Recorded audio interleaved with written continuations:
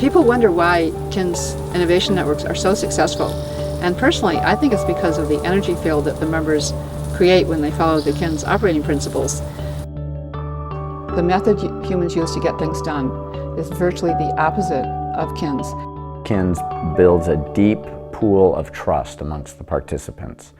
And trust is often lacking in our business environments because we are trying to hold on to our position. We've had very hierarchical strategies in the past where people come together and there's a leader and there's the followers and there's all these structures of who has to listen to who and who has to do what they're told and who gets to make those decisions. KINS is really rebuilding an inclusive, circular type of organizational design process where people come together and all have and expect to contribute their gifts and expertise, but in a way that is what you might call more organic, I guess you would say, rather than assigning somebody the podium. It's about people coming together in a non-hierarchical way, people who are effective, people who know how to get things done,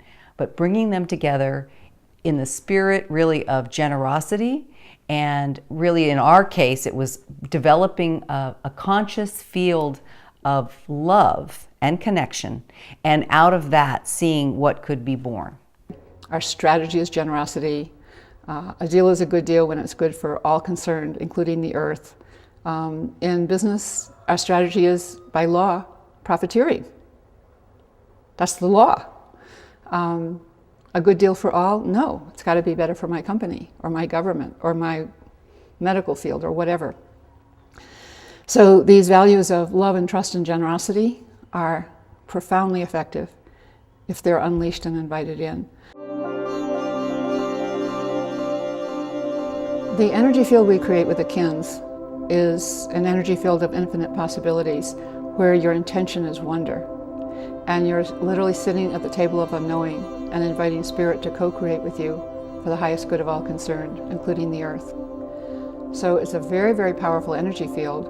We hear about magnetic fields, radio fields, TV fields, and somehow the idea of human energy fields sounds esoteric. I personally don't believe it is. I feel it is an invisible field that if we're smart enough, we can tap into it and use it constructively to look at the issues that we're really faced with today. The Princeton Engineering Anomalies Research Lab, called PAIR, have identified that there are 8 characteristics of tiny groups that create what they call anomalies, which humans usually call miracles. And the qualities are the very qualities that occur in the KINS when you operate on the KINS operating principles. They've used a little tool, a little tiny computer, to gather the coherence within a group. And one of their paths of experiments led them out into the field.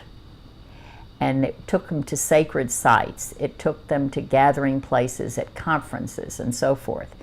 And over probably thousands of times of gathering data in this little tool, they came to have discovered that there are certain criteria that seem to show up over and over that are represented as coherent consciousness. And I'll try to think of some of being in a sacred space, being in a spirit of camaraderie, being in a place of curiosity, of joy, in nature, ideally. Some other components that I'm not thinking of right now. Those parallel to some of the things that Susan likes to bring into KINS. I believe that we're at a time in history when we're going from the I to the we, and that our true potential is yet to even be discovered. It's a free innovation method, totally tested.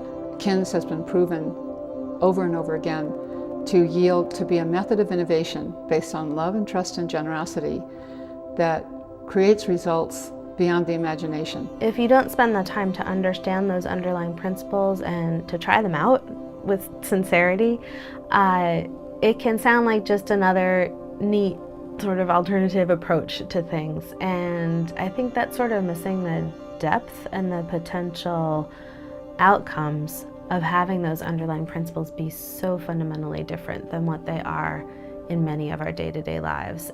Finding a way for people to come together and be effective in a non-hierarchical way without, a leaderless kind of group is a great offering. And there are, I think, so many places where that could be used in the world today. Really consider what these principles do if they are embraced with sincerity. And I think if you do that, the power is self-evident.